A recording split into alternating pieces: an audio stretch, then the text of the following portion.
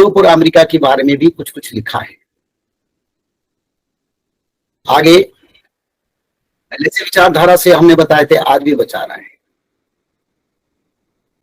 आगे अमेरिका में बहुत कुछ परिवर्तन जो मनुष्य ने नहीं दिखे, जो मनुष्य समाज में विश्व की सबसे शक्तिशाली देश है और उसी देश प्रकृति के सामने हार मानेगा, ऐसा समय आ रहा है। जल प्रलय, भूकंप, अग्नि प्रलय, वायु प्रलय, अंतरिक्ष प्रलय, पवन तत्व का प्रलय, ये सभी यूरोप और अमेरिका जैसी देश में बड़ा शक्तिशाली रूप में देखने को मिलेगा।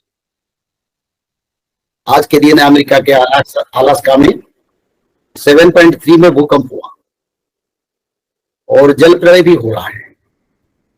आगे ये स्थिति बढ़ता जाएगा।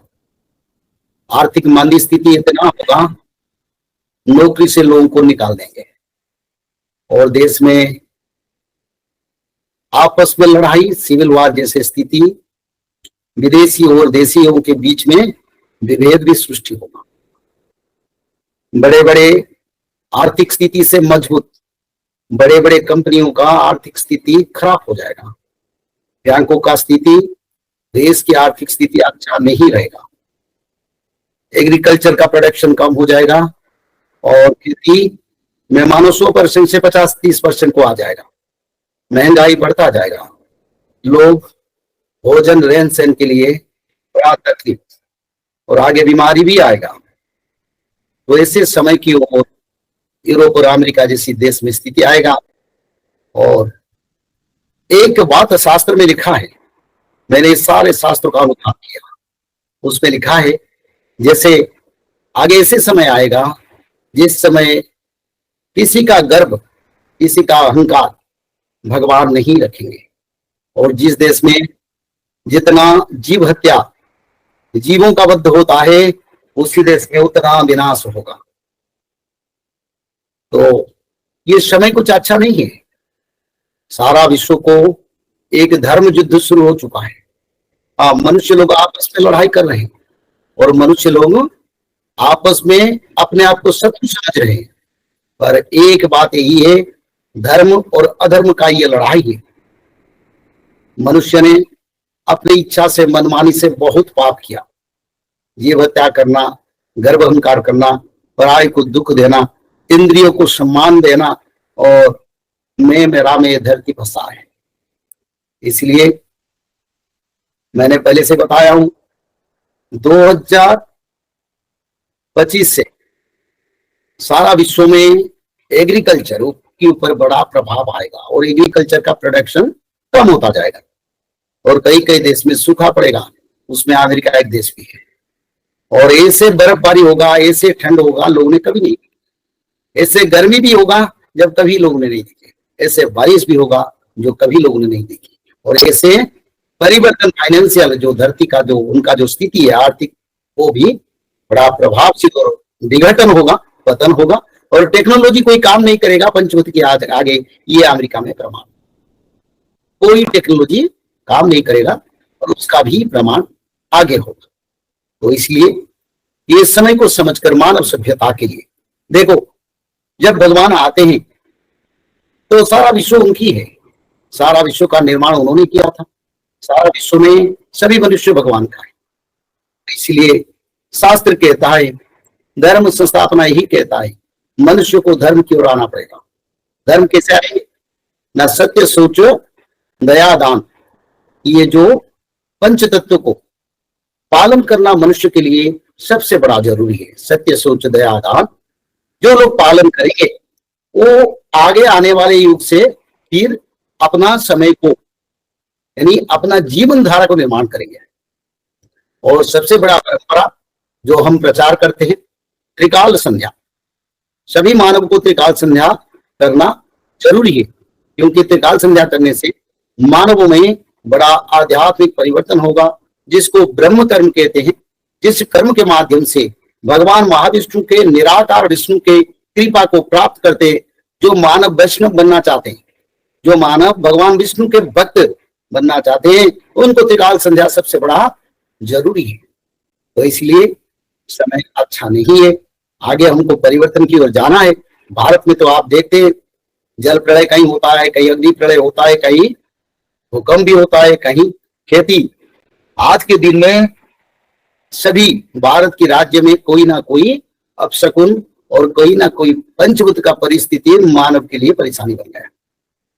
तो इसीलिए इस समय आप लोगों को अगर आगे जाना है, अपने परिवार को बचाना है, अपने बच्चे बच्चियों का रक्षा करना है, तो एक तत्व है त्रिकाल संध्या।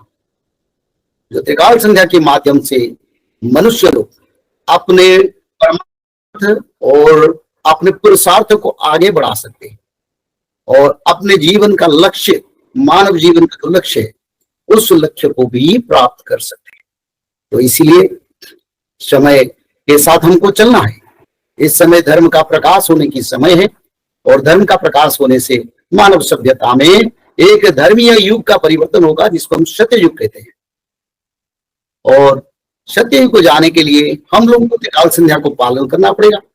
भागवत महापुराण को सभी भक्तों को पठन करना पड़ेगा, सभी को पठन करना पड़ेगा, चाहे कोई भी धर्म, कोई भी मजहब, कोई भी परंपरा के लोग हैं।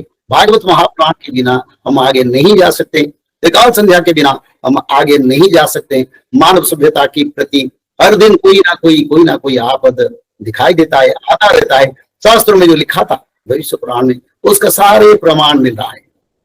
एक बात आश्वस्ति का ही है, जो लोग धर्म में रहेंगे उन लोगों के लिए कोई समस्या नहीं है, जो लोग धर्म से दूर रहेंगे उन लोगों के लिए बड़ा समस्या का समय है। तो इसलिए हम मानव सभ्यता का कल्याण के लिए और मानव का रक्षा के लिए ये ऑनलाइन में आप लोगों के साथ विचार करते हैं और ये हमारा विचारधारा मानव का उद्धार के लिए। हम आगे नेपाल के काठमांडू जा रहे हैं, जहां भागवत कथा के साथ साथ फिर भविष्य शास्त्र का प्रचार भी करेंगे, क्योंकि 21st सेंचुरी में सभी को सनातनी बनना है और सभी को सनातन को पालन करना है और सभी को त्रिकाल संध्या करना है। इससे समय जा रहा है, समय की ओर, ऐसे संसार ऐसे समय की ओर जा रहा है, इसलिए उसका प्रचार के लिए हम जा रहे हैं। और आप लोग भी जो जाने वाले हैं जा सकते हैं, संपर्क नंबर में संपर्क करके जा सकते हैं। उन्हीं के लिए रहना भोजन का सब व्यवस्था है, जो भक्त लोग जाना चाहेंगे जाएंगे। और एक बात कहता हूं, आप समय नहीं है, जो लिखा है वैसे समय होगा। आगे बहुत जल प्रलय होगा और भूकंप, जल प्रलय, ये बड़ा परेशानी मानव को करेगा। और इस बार सारा विश्व की आर्थिक स्थिति के ऊपर बड़ा प्रभाव रहेगा, खेती नहीं होगा और सभी महंगाई बढ़ेगा, लोगों को बीमारी ग्रास करेगा। तो इसलिए उससे रक्षा के लिए त्रिकाल संध्या सनातन धर्म की परम परंपरा त्रिकाल संध्या का आप लोग पालन करें और अपना जीवन को सुख शांति में, अपना जीवन को एक स्वतंत्र पवित्र जीवन जापन करें। यही मेरा भगवान से प्रार्थना है।